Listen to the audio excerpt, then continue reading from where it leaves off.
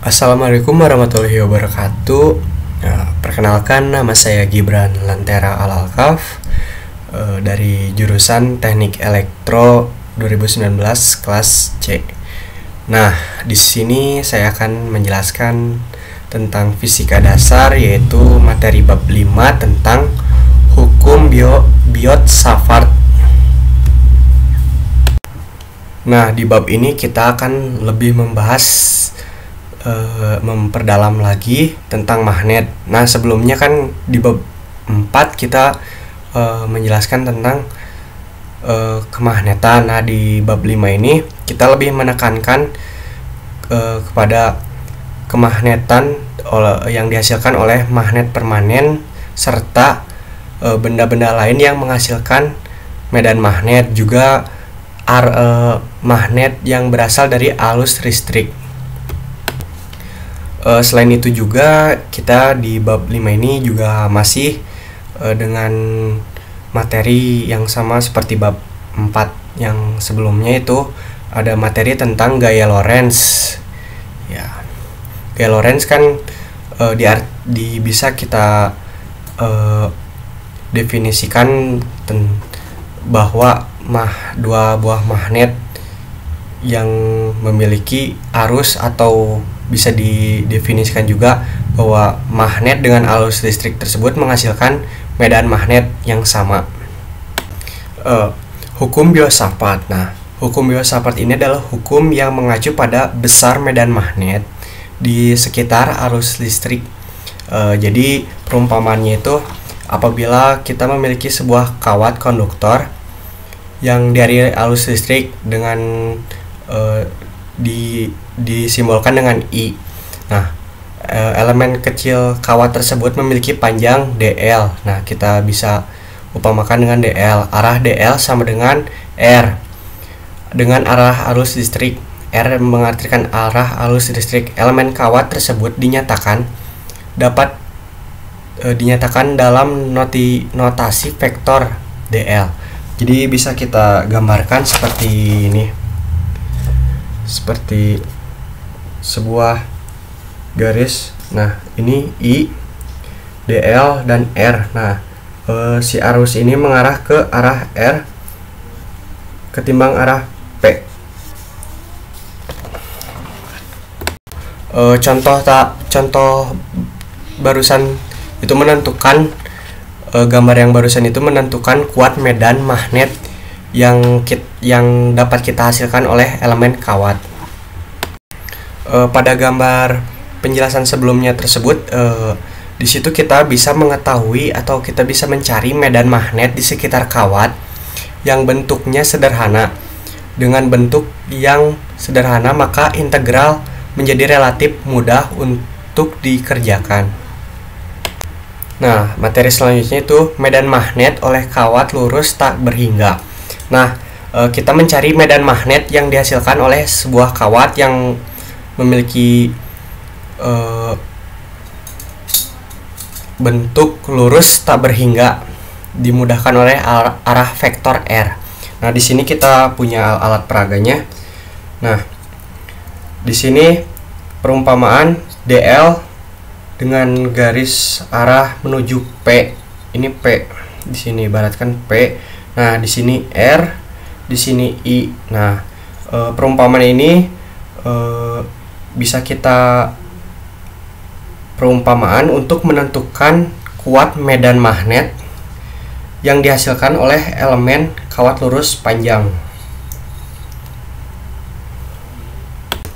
Nah, sebelum kita melakukan integral tersebut, nah, kita harus menyederhanakan dua ruas kanan persamaan dari contoh yang barusan kita buat ya.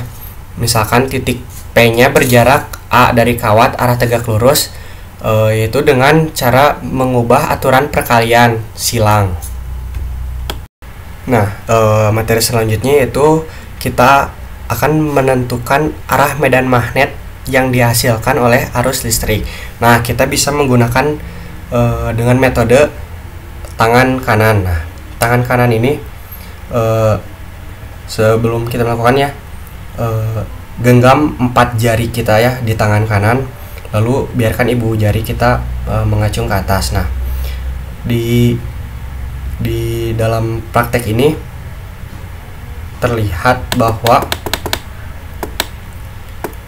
di sekitar tangan kita ini, tangan kanan kita ini berputar arus listrik ya, diibaratkan mengelilingi tangan kita. Nah, mengelilingi menuju ke atas, atau bisa kita ibaratkan dengan skrup atau skrup paku ya, skrup paku ya. Nah, perumpamaan tadi itu bisa mendefinisikan bahwa arah berputar medan magnet itu mengarah ke arah kanan ya, ke arah kanan di gini ya. Nah, di sini tuh ada arah medan listrik di tangan kita ini, tangan kanan kita ini. Nah, materi selanjutnya itu medan magnet oleh kawat lurus berhingga. Nah, di sini kita akan menentukan medan magnet yang dihasilkan oleh arus listrik pada kawat. Nah, yang kita butuhkan di sini adalah kawat yang panjangnya itu kita simbolkan dengan L. Lalu kita akan menentukan medan magnetnya pada titik yang berjarak A dari kawat dan sejajar dengan salah satu ujung kawat. Nah, perumpamaan dari materi ini yaitu dengan kita menggunakan media penggaris besi ya. Nah, di sini itu kita taruh I mengalir ke menuju A. Nah, di sini kita garis bawahi dengan tanda panah. Nah, di atas A ini ada P. Nah, dari penggaris tersebut memiliki batasan ujung kanan dengan ujung kiri. Nah, di bawah batasan tersebut kita bisa menaruh LO. Nah, perumpamaan dari penggaris ini yaitu untuk menentukan medan magnet oleh kawat lurus yang panjangnya berhingga. Berhingga itu berarti kita bisa hitung panjang kawatnya. Perumpamaannya penggaris ini ya, bisa kita ukur lah. Nah, selanjutnya akan kita bahas yaitu tata letak titik di antara dua ujung kawat. Nah, kita umpamakan lagi penggaris besi ini ya. Nah, misalnya ujung kawat sebelah kiri ini adalah titik A dan ujung kawat sebelah kanan adalah titik B. Nah, dari salah satu ujung kawat ini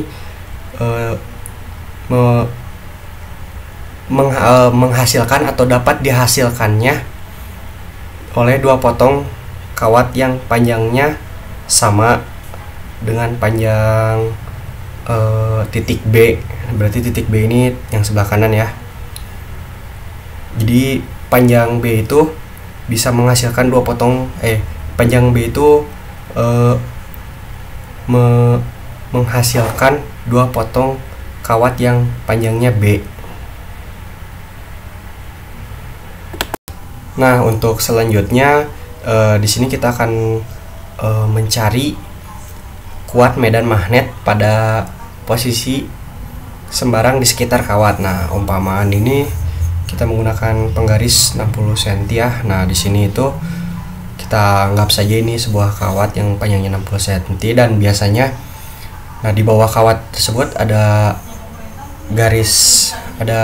tanda panah ya. Ada tanda panah nih di bawah ini, perumpamannya ini.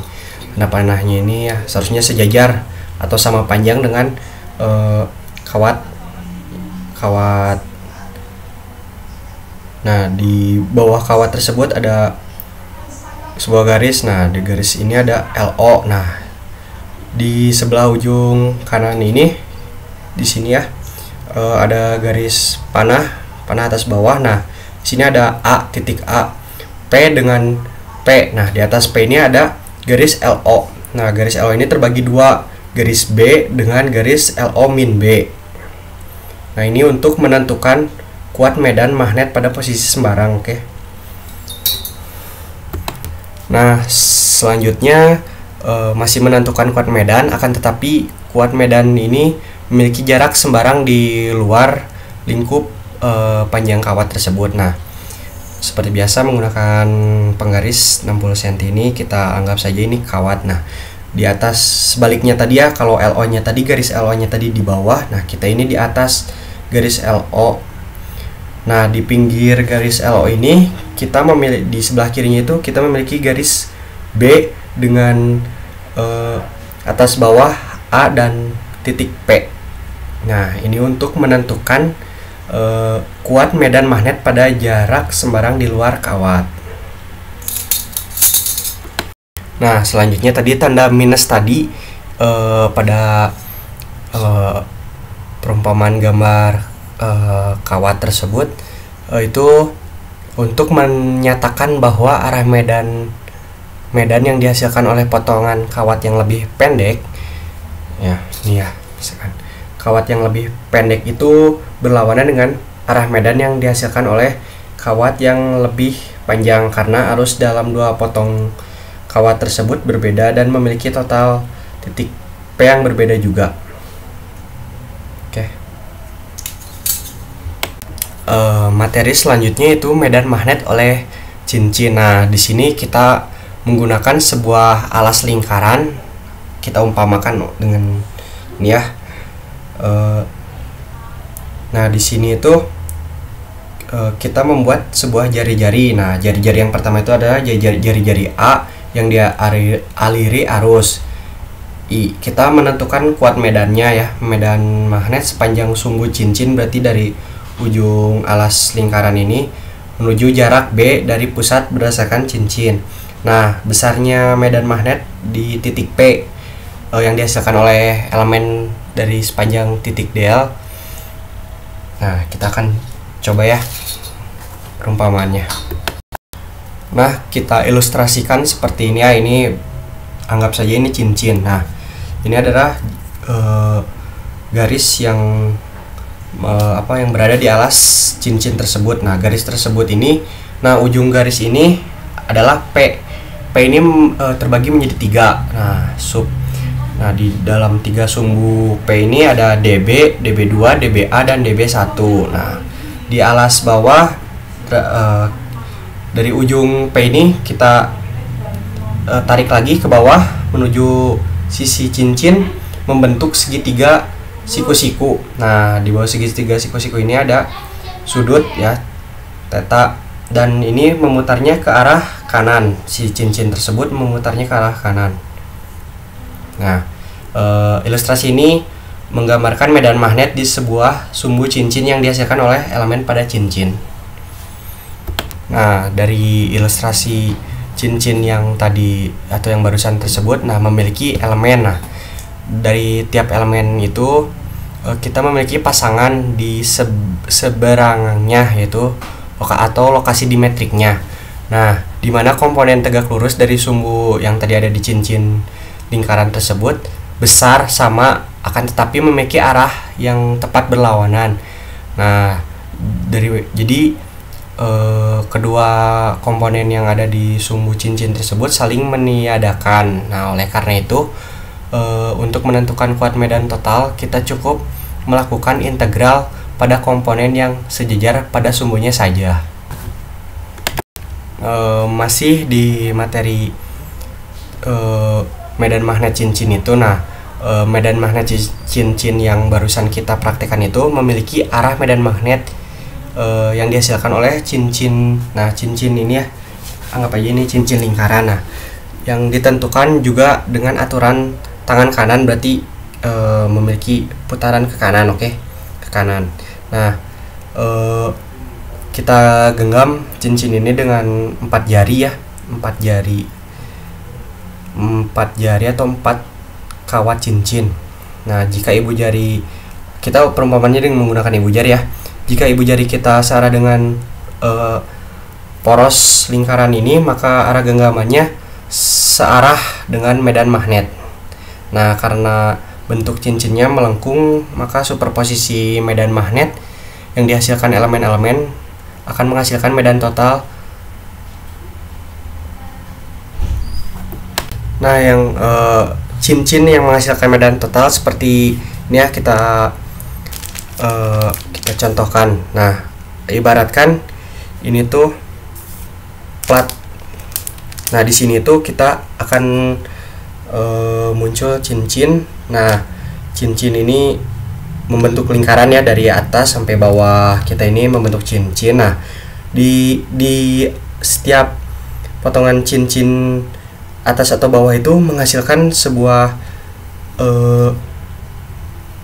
diagram atau sebuah bentuk yang mengarah ke setiap masing-masing ujung cincin tersebut. Apabila ujungnya di kiri, dia akan memutar ke kiri ya. Apabila ujung cincin di sebelah kanannya, maka akan membentuk sebuah arus melingkar. Nah, atau arus tersebut membentuk pola magnet di sekitar cincin. Jadi pola magnet tersebut membentuknya mengikuti posisi cincin tersebut. Materi selanjutnya itu medan magnet oleh busur lingkaran. Nah, tidak jauh berbeda ya materi ini dengan materi cincin sebelumnya ya. Kita menggunakan sebuah cincin atau lingkaran yang memiliki garis lurus ke atas. Nah, membentuk sama persis seperti di awal itu, yang ujungnya ini titik P dan memiliki 3 buah cabang, yaitu DB2, DBA, dan DB1. Nah, dari ujung P ini kita tarik ke bawah sampai ke pinggir dari lingkaran atau cincin. Nah, garis yang kita tarik tersebut membentuk sebuah segitiga siku-siku. Nah, bisa kita ini ya, ibaratkan kita tarik ke sini, atau nah, kita menggunakan ini, kita sentuh si ini, nah, menghasilkan sebuah segitiga siku-siku. Ya, kurang ini sih. Bentar. Nah, di sini menghasilkan segitiga siku-siku dengan alas A, panjang R, dan tinggi B. Oke. Nah, ilustrasi dari yang barusan kita lakukan itu salah satu cara untuk menentukan medan magnet dari sumbu setengah lingkaran. Jadi apabila materi sebelumnya kita menggunakan full seluruh lingkaran, nah di materi yang sekarang kita bahas ini kita hanya menggunakan setengah lingkaran saja atau setengah poros. Jadi alur magnet yang dihasilkan itu hanya setengah lingkaran, hanya dari tidak full seperti yang awal, jadi hanya setengah, sebagian yang bisa dialiri oleh ini medan magnet. Nah, untuk menentukan kuat medan yang tegak lurus dari sebuah sumbu, yang harus diperhatikan adalah jika panjang busur kurang dari setengah lingkaran. Nah, dalam kasus ini kita menggunakan elemen busur yang tidak memiliki pasangan dimetris yang menghasilkan komponen medan horizontal yang saling meniadakan. Nah, jadi apabila panjang busur yang lebih dari setengah lingkaran, maka kita memiliki pasangan dimetris yang menghasilkan medan arah horizontal yang saling meniadakan. Jadi apabila kita memiliki kurang dari setengah lingkaran ya, nah di samping kanan dan kirinya itu memiliki pasangan dimetris yang menghasilkan, nah dari sini ya, dari sini sampai sini itu menghasilkan pasangan dimetris yang menghasilkan medan arah horizontal yang saling meniadakan, atau bisa kita umpamakan dengan 2V min theta. Dari gambar yang ilustrasi yang kita lakukan barusan, yaitu untuk menentukan kuat medan oleh busur lingkaran yang lebih dari setengah lingkaran. Materi selanjutnya yaitu selenoid. Nah, selenoid yaitu digunakan untuk menghitung kuat medan magnet yang dihasilkan oleh sebuah selenoid ideal. Nah, selenoid adalah sebuah lilitan kawat yang berbentuk pegas. Nah, kita ibaratkan seperti ini ya. Nah, di sini, oke. Ini adalah sebuah pegas lurus. Akan tetapi selenoid ini tidak dianggap tak berhingga. Nah, di ilustrasi ini si selenoid ini menghasilkan pola magnet ya, pola medan magnet yang tidak beraturan. Jadi apabila dia di sebelah kanan, nah dia akan memutar ke sebelah kanan dari selenoid ini. Nah, ibaratkan ya, dia membuat sebuah pola di sebelah kanan, dia akan menuju polanya kan ke kanan juga. Nah, apabila di sebelah kiri akan membentuk sebuah pola magnet yang mengikuti ke arah kiri juga.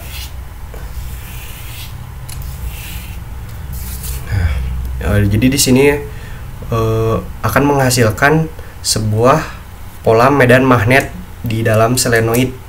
Selenoid ini menghasilkan pola medan magnet. Selain itu kita bisa ilustrasikan bahwa selenoid itu seperti sebuah cincin yang tersusun sejajar ya. Nah, setiap cincin ini membawa arus atau kita simbolkan I. Nah, medan arus listrik yang ada dalam selenoid merupakan jumlah medan yang dihasilkan oleh setiap cincin tersebut. Jadi jumlahnya itu tergantung banyaknya cincin yang menjajar, yang saling berjajaran ini ya. Selanjutnya itu apabila jumlah lilitan atau cincin persatuan panjang adalah N. Nah, kita lihat elemen tadi atau cincin tadi selenoid itu sepanjang dx. Nah, jumlah lilitan elemen ini adalah dn sama dengan ndx. Nah, selanjutnya elemen tersebut dapat dipandang sebagai sebuah cincin dengan besar arus di sama dengan idn sama dengan idnx. Nah, selanjutnya selenoid yang tadi kita sudah bahas itu mempunyai dua buah kutub atau dua buah arah kutub. Nah, apabila dari setiap cincin atau selenoid tersebut salah satunya itu membentuk huruf S. Nah, jadi di sini misalnya kita ini S ini di sini ya, di tengah lingkaran ini atau di tengah cincin ini, S ini melambangkan dengan south, dengan arah south atau kutub selatan. Nah, sebaliknya apabila dalam sebuah lingkaran ini membentuk huruf N, nah itu mengarahkan arus tersebut ke arah kutub north atau utara. N di sini ya. Jadi ada dua, ibaratkan kita mempunyai dua buah lingkaran ini, yang salah satunya itu melambangkan huruf S, berarti kita ke arah selatan. Nah, selanjutnya lingkaran selanjutnya melambangkan huruf N, berarti utara. Oke. Nah, selanjutnya itu menentukan medan magnet di tepi selenoid. Nah, di sini kita akan menghitung ya. Kan selenoid itu seperti sebuah cincin atau sebuah kumparan kawat ya. Nah, yang kita hitung itu di tepi atau di tepat di cincinnya ini. Nah, kita bisa menggunakan rumus LO min X sama dengan A per tan A. Nah, materi selanjutnya itu menghitung kuat medan magnet pada jarak sembarang dalam selenoid. Jadi sama seperti yang saya jelaskan sebelumnya. Nah, yang pertama kita akan hitung adalah kuat medan pada sumbu selenoid berhingga. Jadi selenoid berhingga itu kita bisa mengetahui jumlah dari kumparan atau cincin setiap dalam sebuah selenoid tersebut ya, yang letaknya sembarang. Nah, misalkan panjang selenoid itu adalah LO dan kita akan menentukan medan pada jarak salah satu ujung selenoid. Nah, selanjutnya itu kuat medan magnet pada jarak tertentu di tepi selenoid. Sama seperti yang saya sebutkan sebelumnya, kita akan menentukan kuat medan magnet yang berada di luar selenoid pada jarak B dari tepi selenoid, tetapi berada di sumbu selenoid. Nah, materi selanjutnya itu medan magnet dalam toroid. Nah, kan sebelumnya kita membahas tentang selenoid. Nah, apabila kita membahas toroid berarti sebuah lingkaran atau cincin yang dihampit oleh lingkaran. Jadi misalkan ini lingkaran ya. Nah, di tepi lingkaran ini membentuk sebuah cincin-cincin lagi. Nah, setiap ujungnya. Nah, bentuk ini dinamakan toroid. Nah, untuk lebih memahami penggunaan hukum Biot-Savart, nah kita akan menggunakan sistem dua kawat sejajar. Ya, kita menggunakan penggaris besi lagi. Nah, dua kawat sejajar ini, ujung kawat yang vertikal ini di ujungnya itu ada titik P, tengah-tengahnya itu ada A. Nah, di bawah kawat bawahnya itu kita mempunyai I1, B, dan I2. Selain membentuk dua kawat sejajar ini, biasanya kita menggunakan segitiga siku-siku. Materi selanjutnya itu gaya antara dua kawat yang memiliki arus listrik. Nah, dua kawat ini sejajar, namun terdapat arus listrik dalam setiap titik I1 dan I2. Nah, ibaratkan ini I1 dan I2. Nah, setiap titik ini menghasilkan atau dialiri arus listrik dari I2 ke I1. Nah, selanjutnya materi terakhir dari bab 5 ini yaitu mengetahui tentang definisi 1 ampere. Nah, berdasarkan dari gaya antara dua kawat sejajar ya, dua kawat sejajar yang dialiri arus listrik keduanya ini, kita bisa mendefinisikan besar arus 1 ampere. Misalkan dari dua kawat sejajar ini tersebut dialiri arus yang sama, yaitu I1 sama dengan I2 sama dengan I. Maka gaya persatuan satuan panjang bekerja pada kawat kedua, kawat bawah atau oke ya. Jadi sekian dari saya. Mohon maaf apabila ada tutur kata yang salah. Wassalamualaikum warahmatullahi wabarakatuh.